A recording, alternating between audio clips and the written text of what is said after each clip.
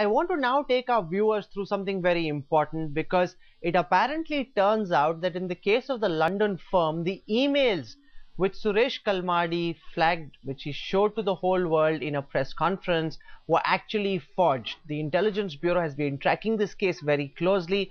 It has told the External Affairs Minister that the last line in the email was added as an afterthought by somebody within the organizing committee. We don't know who that person is, but this is a major embarrassment for Suresh Kalmadi, who so far had been claiming that the approval really came from the High Commission in the UK. That now has been debunked. The matter is being looked at, and two people, key aides of Suresh Kalmadi, have been given the marching orders by the Sports Minister. Take a look at this.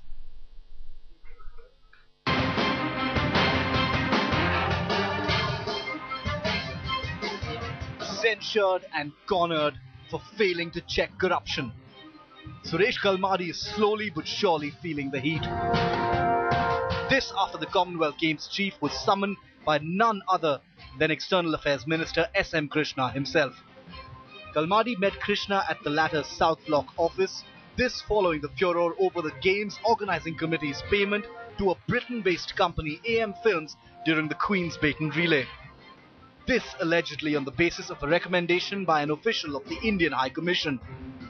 But the Foreign Minister reportedly rejected Kalmadi's explanation, siding with the High Commission's denial of any such recommendation. After a meeting with External Affairs Minister S.M. Krishna, Mr. Kalmadi was told that the email that he has been referring to was not written by the Indian High Commission in London. In fact, the Ministry of External Affairs has clearly told him that they suspect that the email was forged. Krishna's point was in direct contravention of Kalmadi's claims a couple of days ago when he cited an email by a clerk-level official of the mission, Raju Sebastian, in support of his statement. This is a letter from Raju Sebastian, dated 13th October. They have given that there are the following AM Cars and Van Hire Company and the Chauffeur Company. These are the two companies they recommended. Krishna, however, said that the emails were forged, but that's not all the trouble that Mr. Kalmadi is facing, because skeletons continue to tumble out of the Games closet at regular intervals.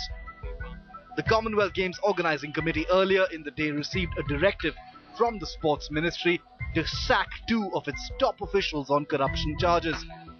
One of them, T.S. Darbari, a man considered closest to Kalmadi himself. In a strongly worded letter to Kalmadi, Sports Secretary Sindhu Shri Khulla wrote, "The print and electronic media have recently highlighted inter alia the alleged involvement of T.S. Darbari and Sanjay Mahindru, DDG, in some alleged irregularities in payment to a UK company for services provided for the launch of Queen Baton Relay in London in October 2009. You will appreciate that with the Commonwealth Games just 2 months away, matters such as the above raise questions about the standards of priority and integrity of officers in the organizing committee. I would therefore again strongly advise you that the above two officers should be immediately relieved of all their duties in the OC." The organizing committee, confirming the development, immediately went into damage control mode by announcing a probe panel to look into the charges. 3 members committee consists of the following officers is constituted to find out the facts and submit the report. This is for the QBR launch at London. Mr. Kalmadi is clearly under pressure, not just from the opposition, but also from within his own Congress party.